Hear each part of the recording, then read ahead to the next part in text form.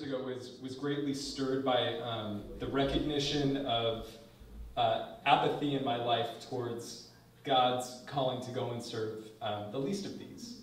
And I grew up in an environment in a suburban church where we were willing to go parachute into the city for an afternoon, work in a homeless shelter, then get out as quickly as we could.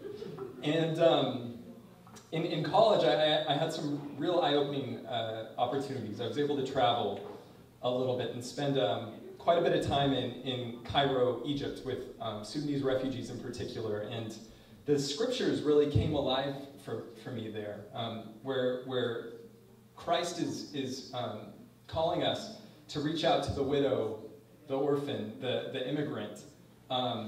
I saw situations, issues of systemic injustice with the way refugees were treated in Cairo.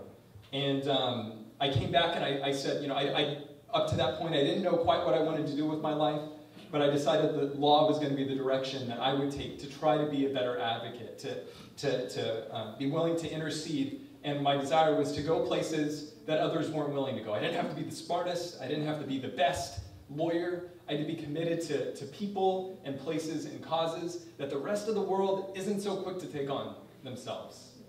I wanted to learn more about stepping out of the environments that I grew up in that were very comfortable and stepping into places that might stretch me a bit more, that might be a challenge for the sake of following Christ on his path to the cross. That's what he told us to do, to pick up our crosses as we choose to follow him. And for me, not that life is hard every day or anything like that. I'm certainly lazy, I'm certainly sinful.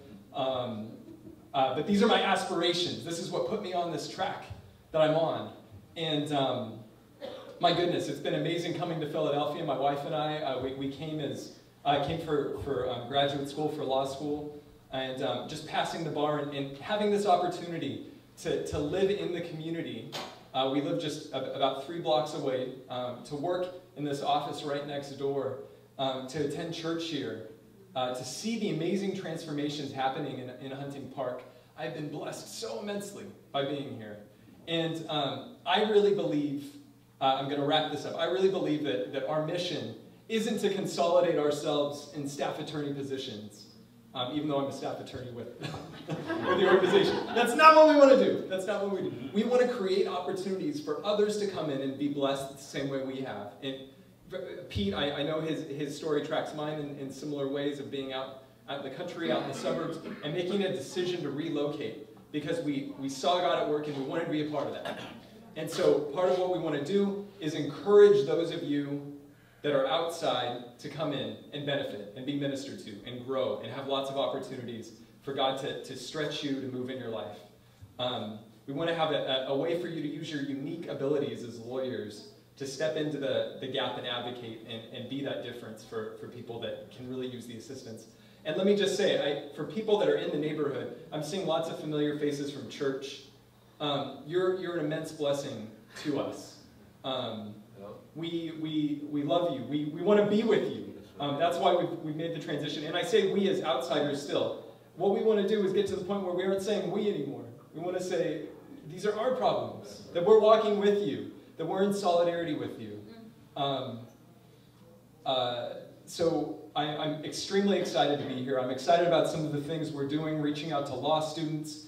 We're planning to have a conference in mid-March for young lawyers, law students, to kind of wrestle with these questions, to ask. This has been an amazing question for me that's really made me stop and sit and just think day after day, is what does Christ's practice look like? If Christ was a lawyer, what would his practice look like? Who would his clients be? Where would he go? What issues would he tackle? What would be the causes that he'd advocate for?